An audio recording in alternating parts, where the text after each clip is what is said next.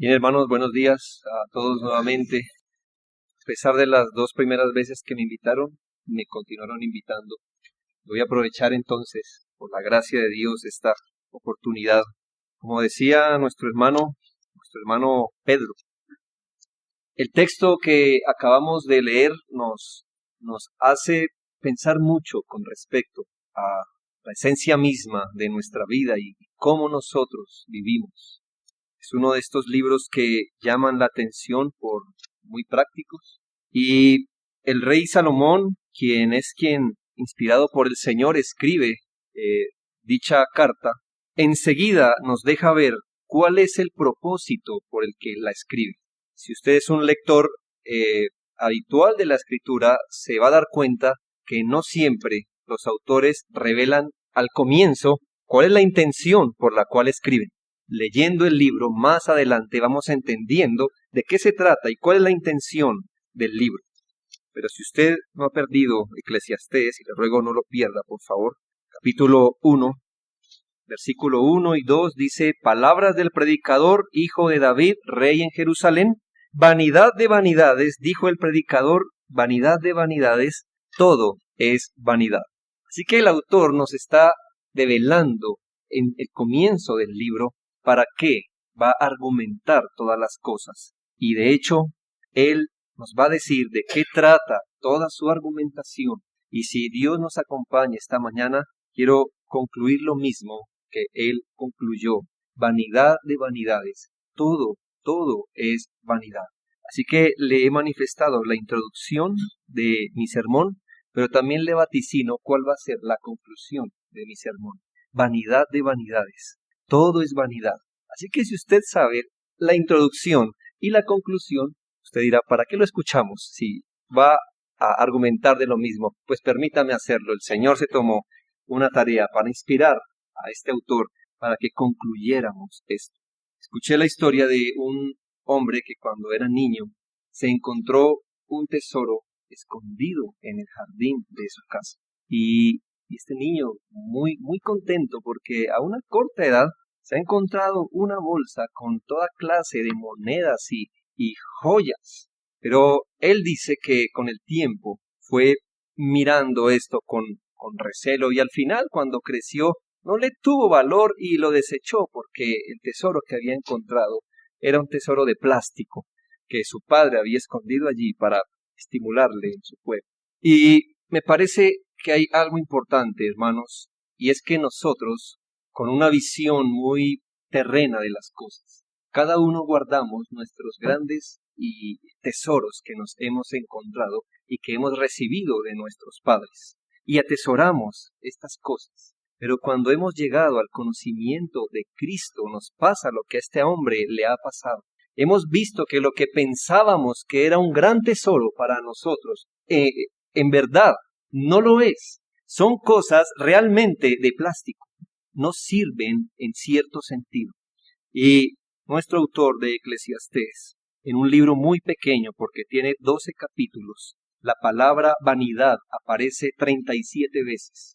Así que si usted hace la estadística allí, los buenos matemáticos van a saber que antiguamente, cuando el autor quería remarcar algo, no usaba de negrillas, no había computador en el momento, pero lo que hacía él, el recurso para asentar una enseñanza en el corazón de la gente, era la repetición. Así que aquí hay algo que el autor de Eclesiastés quiere repetir, que hay algo que es vano. Pero hay otra palabra que se repite muchas veces en nuestro libro de Eclesiastés y es bajo el sol, bajo el sol.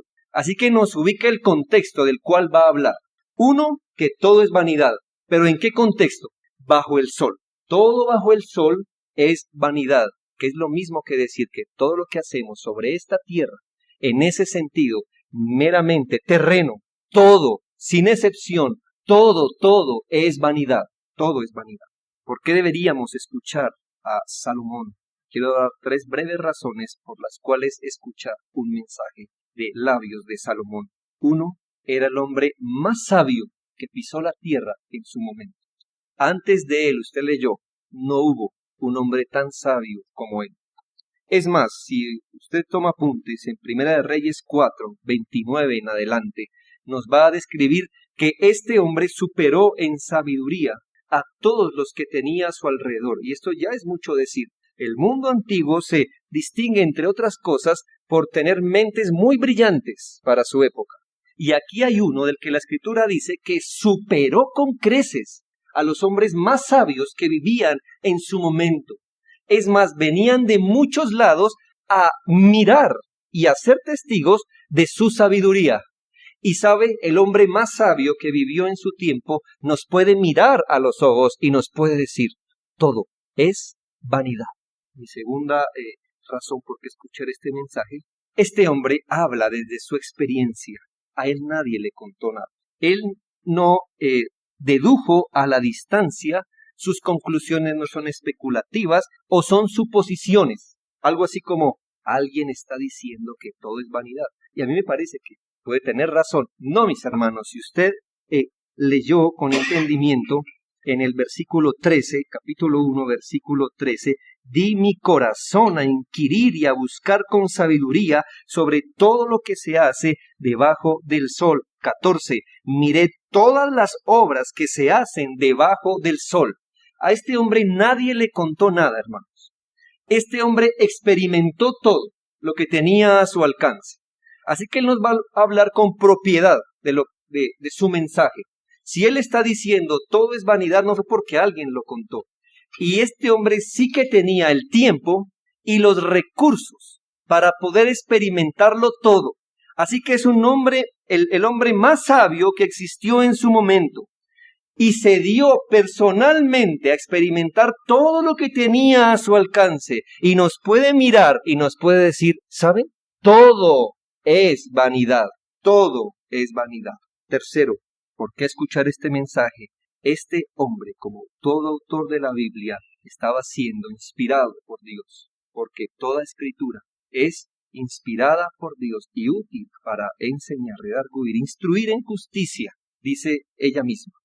Así que, si esto no hubiese ocurrido, las palabras de Salomón hubieran sido las palabras de un gran sabio oriental. Pero aquí hay un hombre que está siendo ayudado por el Espíritu Santo para no cometer errores en sus declaraciones. Un hombre inspirado por Dios y un hombre, el más sabio que vivió en su tiempo, que experimentó todas las cosas de las cuales nos va a hablar, siendo ayudado infaliblemente por el Espíritu Santo, nos puede mirar esta mañana y nos puede decir que todo es vanidad. Así que yo pensaría muy bien antes de contradecirle a él. Nosotros somos débiles y el Señor lo sabe, que a veces, a menos que el experto nos diga algo, nosotros no le damos crédito a nada. Por ejemplo, si yo le dijera, tienes que aplicarte bloqueador solar, los soles de Bogotá pueden dañar tu piel. Yo puedo decir, sí, pues buen consejo. Pero si el gran dermatólogo mundial, estudiado, dice, es necesario aplicarse, uno dice, no, obviamente, eso debe ser así. El Señor conoce nuestra debilidad y sabe que si no hubiese envuelto un mensaje tan duro para nosotros y lo hubiese mandado decir de una persona tal, usted y yo hubiéramos podido razonar de alguna manera, como, bueno, pero es que él no vivió, o bueno, pero es que él era un pescador. Bien, el Señor amarra nuestras conciencias y nos dice, aquí hay una persona sabia que experimentó e inspirada por Dios y llega a la conclusión, hermano, después de revisar su vida, todo es vanidad. Bien, ¿qué es a lo que él le llama vanidad? Primero, ¿por qué escuchar este mensaje? Y segundo, ¿a qué es lo que él le llama vanidad? Bien, él probó entre muchas cosas, vamos a ver solo unas. Lo primero que él probó fue la obtención de la sabiduría. Versículo 16. Hablé yo en mi corazón diciendo, he aquí yo me he engrandecido y he crecido en sabiduría sobre todos los que fueron antes de mí en Jerusalén, y mi corazón ha percibido mucha sabiduría y ciencia, es decir, conocimiento, y dediqué mi corazón a conocer la sabiduría. Este hombre se dedicó al conocimiento. Y si usted pudiese allí en casa leer Primera de Reyes 4, que le recomendé ahorita mismo, usted puede ver que este hombre realmente se dio a conocer de todo. Por medio de la observación, quiso entender todo a su alrededor. Disertó de todo lo que vio, aún de el moho que le sale a la pared. Se puso, está escrito, a mirarlo y a disertar sobre él. Ese hombre era una enciclopedia, realmente. Era un hombre sabio, su sabiduría es legendaria. No podemos decir que es una exageración. Este hombre sabía de las cosas. Y mi pregunta es, ¿no invertimos nuestros primeros 17 años de la vida? ¿A qué? A estudiar, hermanos, a estudiar. Para luego, después de 17 o 18 años de estar estudiando, preguntarnos, ¿qué voy a estudiar? ¿No les pasa a los muchachos? Han dedicado 17 años a estudiar, para luego tener una gran interrogante. ¿Qué voy a estudiar? Tanto ánimo, fuerzas, dinero, pues pensamos que el hombre educado es el hombre mejor. Y bajo esa filosofía nos están adiestrando. Tú eres tanto como estudies. Tú debes adquirir conocimiento y de hecho, en algún sentido, si no estudias, vas a carecer de oportunidades. Y bajo esa filosofía vivimos y muchos viven para estudiar, para prepararse, para ser más útiles. Y así invierten la vida. Y aquí hay un hombre que lo hizo. Y entendamos, hermano, que este hombre nos puede mirar y nos puede decir, yo hice eso, e hice mucho más de lo que usted hizo. Y llegué a una gran conclusión, que invertir la vida en esto, eso es vanidad. Le pareció vano a este hombre. Capítulo 2, versículo 12, después volví yo a mirar para ver la sabiduría y los desvaríos y la necedad. Porque ¿qué podrá hacer el hombre que venga después del rey? Nada, sino lo que ya ha sido hecho. Y he visto que la sabiduría sobrepasa a la necedad como la luz a las tinieblas. El sabio tiene sus ojos en su cabeza, mas el necio anda en tinieblas. Pero también entendí yo que un mismo suceso acontecerá al uno como al otro. Entonces dije yo en mi corazón, como sucederá al necio, me sucederá también a mí. ¿Por qué, pues, he trabajado hasta ahora por hacerme más sabio? Y dije en mi corazón que también esto era vanidad. ¿Estoy diciendo, hermanos, que adquirir sabiduría de las cosas bajo el sol es malo? No, no estoy diciendo eso. Pero estoy diciendo que si tú crees que la vida consiste en cuánto sabes, entonces yo te diría esta mañana, estás en algo vano. Abandona ese gran propósito. Si tú crees que tu vida se tiene que asentar sobre los diplomas que ganes, entiende, estás en el lugar vano de la existencia. No sirve, no vale, en verdad. Pero este hombre no solamente intentó por la sabiduría, intentó, llamémosle, el camino del hedonismo, de buscar el gozo, el gozo. Capítulo 2, versículo 1, dije yo en mi corazón, ven ahora, te probaré con alegría. Así que este hombre se quiere dar a todas las cosas que le promuevan su alegría. Y de hecho, debajo del sol hay muchas cosas que, entre comillas, promueven nuestra alegría. Y entonces este hombre se expuso a varias cosas. De hecho, hay mucho de esta filosofía que también hoy permea nuestra mente. Yo lo único que quiero es vivir bien y tranquilo. ¿Entiende esa filosofía? ¿Lo ha pensado, hermano? ¿De eso se trata tu existencia realmente? ¿Es bajo ese parámetro que quieres invertir la vida? No, realmente yo no estoy aspirando a mucho. Una vida tranquila, una vida alegre. Y todo lo que nos proporcione cierto tipo de dolor, entonces nosotros nos vamos a encargar a invertir toda la vida en quitarlo de en medio. Este hombre también lo probó. Este hombre dijo, voy a tratar de ser feliz. Ni quiero tener dinero, ni sabiduría, no, lo que quiero es gozarme en esta vida. Ahí tenía los recursos para hacerlo y tenía la oportunidad de hacerlo. Y concluye este hombre, versículo 2, como si la alegría fuera una persona, le habla. A la risa dije, enloqueces, y al placer, ¿de qué sirve esto? Si tú vives bajo la filosofía de voy a tratar de ser feliz, te vas a dar cuenta que es el camino más depresivo que puede haber. ¿Por qué? Porque lo que hoy te llena de felicidad, ya mañana no. Entonces tienes que correr a otro estímulo mayor que el anterior. Y después cuando esto ya no te dé placer o te dé gozo, entonces buscarás otra cosa para finalmente, hermanos, concluir lo que este hombre nos está diciendo hace siglos. ¿Quieres buscar tu felicidad? ¿De eso quieres hacer tu vida? Pues él te puede mirar y decir, vanidad, todo es vanidad. Aún uno se puede llevar una falsa impresión. A veces uno ve a las personas, yo mismo me sorprendo diciendo, pero es que, ¿por qué tienen todo y toman pastillas para la depresión? Usted conoce los casos que nos muestran por televisión. Tienen todo para ser felices y no lo son. Bueno, es un mal razonamiento. Realmente no tienen nada para ser felices.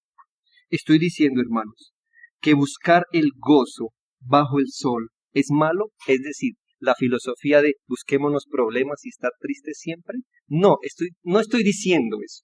Pero sí estoy afirmando que si de eso haces tu vida y tú piensas que en eso consiste vivir, entonces sí te puedo decir, estás en un camino vano. Pero también este hombre se dio a los deleites, apetitos de la carne. Versículo 3, capítulo 2, versículo 3, propuse en mi corazón agasajar mi carne con vino. Claro, hermanos, esto es solo una muestra de lo que se dio él. Pero ¿cuál es el punto?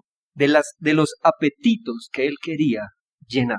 Claro, en su caso tal vez fue el vino, pero no necesariamente es el caso de todos. Pero finalmente todos nosotros tenemos una cierta tendencia a buscar el placer a través de la satisfacción de nuestros apetitos. Que yo sepa, hermanos, el vino no es un artículo de primera necesidad en nuestra canasta familiar. Así que él no estaba llenando su apetito normal. El vino en sí es un lujo. Y él lo que estaba tratando, hermanos, era de llenar su existencia, agasajando sus apetitos. Pero, como les dije, hermanos, puede ser distinto en su caso y en el mío. Seguramente cada uno tiene un hobby, alguna muleta para hacer de la vida algo más agradable, algo que nos estimule para que nuestra vida no sea tan rutinaria. Puede ser el vino, puede ser cualquier otra cosa, puede ser la comida, puede ser la música o la tecnología. Y me alarma que nuestros muchachos, si no es con tecnología o con música, tal vez no hayan sentido a vivir. No les des educación, pero no los prives de un celular que reproduzca MP3. Y podrán vivir contentos. Pero aquí está el hombre y si no lo crees, míralo, a Salomón le gustaba la música. Era un gran aficionado a la música, ¿sabe? No se fue por lo bajo a comprar su MP3. Compró los artistas y todo esto, usted lo leyó, compró cantores y cantoras. Este hombre deseaba llenar, hermanos, el apetito de las cosas del mundo y lo disfrutó, ¿sabe? Pero si usted, querido joven y adulto también, si está metido en eso, puede entender que también eso tiene cierta hartura. Y llega el momento cuando tienes que decir como lo que él dijo, esto también es vanidad. Pero también este hombre probó el que es poseer muchas cosas para tratar de buscar en eso su razón de ver, de existir. Y usted leyó todo lo que él compró, adquirir. Hermanos, adquirir nos da cierto placer, ¿no es cierto? O si no, no sería un gran atractivo y una piedra de tropiezo continua en nuestros pies. Es placentero, hermanos. Y si usted me mira con cara de extrañado, no le creo. A todo el mundo le da placer comprar. Ver a lo que a usted le gusta, tener el recurso para hacerlo y adquirirlo, eso da placer, hermanos. Y por nuestro corazón pecaminoso, entre más grande sea lo que vemos y más recursos tengamos, más placer tenemos, pero solo hasta cuando lo que adquirimos se vuelve costumbre y rutinario para nosotros, porque después, ¿qué tenemos que hacer? Comprar otro más grande, otro mejor, otro nuevo, lo que quiera. Y aquí está un hombre que dice, le di gusto a todo lo que vi.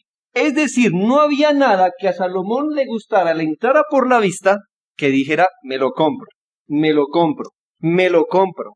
2 de esos, una docena de esos. Y no estoy mintiendo ni exagerando, hermano. Usted sabe que el hombre compró pavos reales, monos, caballos, camellos. Todo lo que se antojó, compró. Todo. Y se amontonó plata y oro, hermanos. Primera de Reyes 10 nos dice que él recibía, hermanos, anualmente 666 talentos en oro. Eso significa que si lo convertimos a nuestra medida más comprensible, el hombre recibía en oro, solo en oro, al año, casi 23 toneladas de oro. ¿Cuánto vale un gramo de oro? No sé, pero haga usted la conversión de cuánto son 23 toneladas de oro. Así que él sí le puede mirar, porque usted me puede mirar a mí y decir, pero es que usted no sabe qué es tener. Yo le digo, sí, yo no sé qué es tener, pero Salomón sí, tuvo más que usted, y 1000 veces más que usted. Así que no me diga que él no le habla a su conciencia y sabe que él le mira y le dice, eso es vanidad.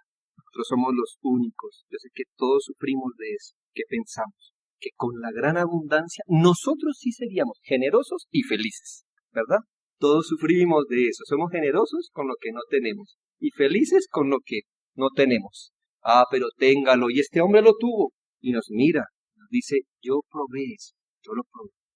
Y me pareció, vea, versículo 11, miré yo luego, 2:11, todas las obras que habían hecho mis manos y el trabajo que tomé para hacerlas. Y aquí que todo era vanidad y aflicción de espíritu y sin provecho debajo del sol. ¿Esa conclusión quieres llegar? Pues llegarás. Pero tú verás si lo aprendes por el camino del dolor o por el camino de la sabiduría. Hermanos, ¿por qué Salomón miró estas cosas y las calificó o las catalogó como vanas? ¿Qué lo llevó a esta conclusión? Yo quiero enfrentarlo a lo que Salomón se enfrentó. Capítulo 1, versículo 11. No hay memoria de lo que precedió, ni tampoco de lo que sucederá.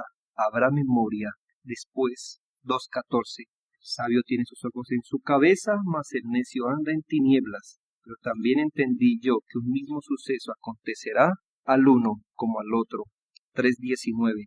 Porque lo que sucede a los hijos de los hombres y lo que sucede a las bestias, un mismo suceso es.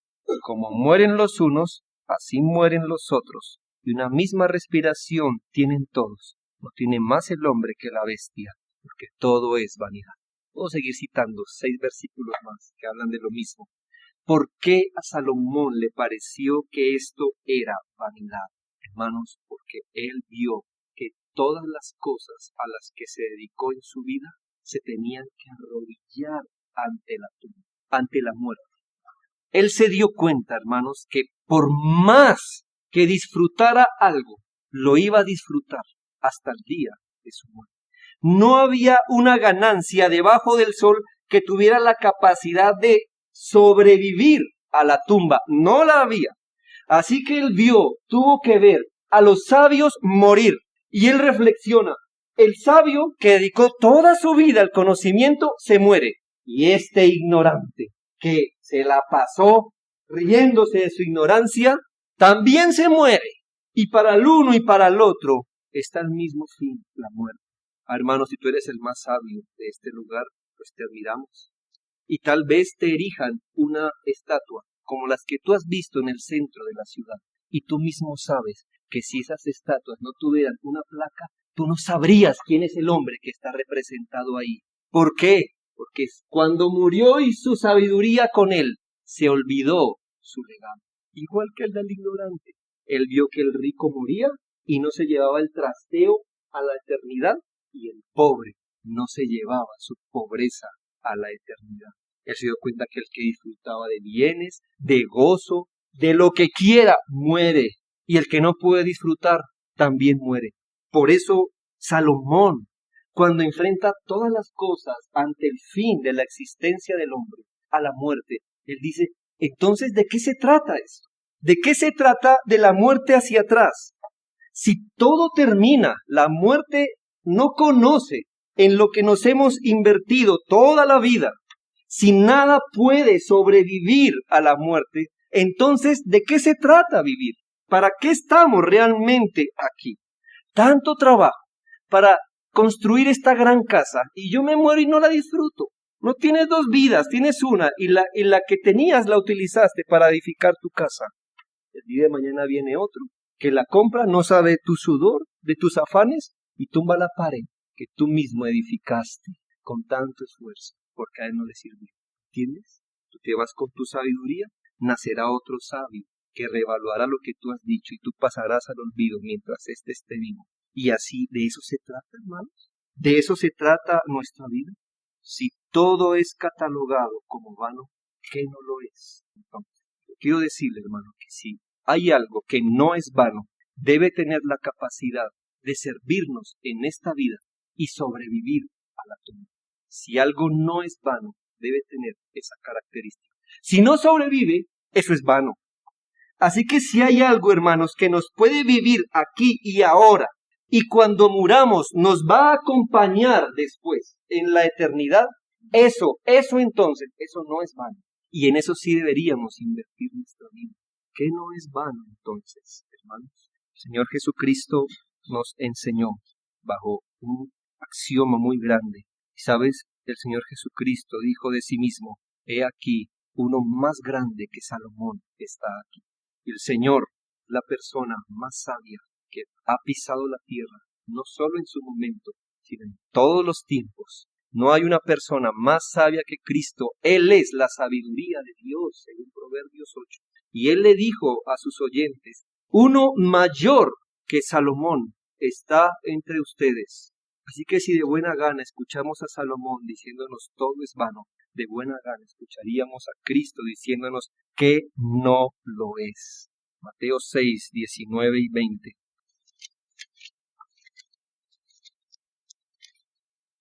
Escuche lo que dice nuestro Señor. No os hagáis tesoros en la tierra, no, donde la polilla y el orín corrompen, y donde ladrones minan y hurtan, pero haceos tesoros en el cielo, donde ni la polilla ni el orín corrompen, y donde ladrones no minan ni hurtan. Aquí nuestro Señor me parece que es poseedor de lo que estamos tratando de definir. Él dice, hay algo que yo les puedo decir, que la polilla no se la come, ni el orín lo corrompe. Yo sé de lo que estoy hablando. Así que aquí hay alguien que sí nos puede decir qué es, hermano, qué es, de qué se trata estas cosas. Y más adelante, hermanos, allí unos versículos más adelante, nos dice en el versículo 25, por tanto, no os afanéis por vuestra vida, que habéis de comer o que habéis de beber, ni por vuestro cuerpo, que habéis de vestir. Versículo 33. Mas buscad primeramente el reino de Dios y su justicia, y todas estas cosas os serán añadidas. ¿Hay algo que no es vano, según nuestro Señor Jesucristo? Oh sí, hay algo que no es vano. Hay algo que son ganancias eternas, que nada de lo temporal puede dañarlo o modificarlo, corroerlo, hacerlo que caduque. Sí, específicamente sí lo hay. Y Cristo está diciendo, soy yo, soy con mi reino y con mi justicia. Busquen eso. Y esta palabra, más buscar, la palabra buscar, es una palabra que se sobreenfatiza, que es una búsqueda ansiosa. Es decir, mira, los gentiles se ocupan en buscar ansiosamente estas cosas que son vanas. Pero ustedes busquen con toda ansiedad y preocupación el reino de Dios y su justicia. De eso se trata. El Señor reprendió a Marta y le dijo, estás afanada y turbada con muchas cosas, pero María se ha ocupado de la mejor parte, la cual nunca le será quitada. ¿Y en qué está ocupada esa mujer que nos dice que no le será quitada su ganancia? ¿En qué? En escuchar al Señor, sentarse a sus pies. El Señor le dijo, esa ganancia no perecerá. Lo que tú haces, Marta, perecerá. Cristo es descrito como la piedra de gran precio, la piedra escogida y preciosa. Él es nuestro tesoro. Pero si estos pocos argumentos no bastan, yo pudiera decirte, ¿en qué ves ocupados a los santos hombres descritos en la Biblia? ¿En qué los ves ocupados? Abraham, Moisés, David, José. ¿En qué los ves ocupados? ¿Los ves ocupados edificando casas, construyendo imperios? No, mis hermanos, nunca los verás en eso. Los creyentes que nos han antecedido nos han enseñado sobre qué cosas debemos afanarnos. Pero si esto no te es suficiente, ¿cuál es el lazo y cuál es el defecto de los hombres que la Biblia señala como impíos? ¿Cuál es? ¿Por qué pecó Esaú? ¿Por qué pecó Acán? ¿Por qué pecó Saúl? Jesse. ¿Por qué? Por querer buscar, hermanos, la ganancia que se da debajo del sol. Por eso, ese fue su lazo, ese fue el tropiezo de su vida. Y muchos de ellos quedaron descalificados para siempre. Mientras el profeta Eliseo estaba buscando hacer la voluntad de Dios, lo cual nos sirve de ejemplo de lo que estamos hablando, su discípulo, Giesi, cuando se fue Naamán, después lo alcanzó y dijo, no, sí, ¿sabe qué? Deme dinero y unos trajes. ¿Y cuál fue su paga de parte de Dios? La lepra que tenía Naamán se te prenderá a ti. Nota, de eso se trata la Escritura, mis amados hermanos. ¿Sabes cómo terminó su libro el hombre más sabio que vivió en el Antiguo Testamento? Eclesiastés 12, por favor.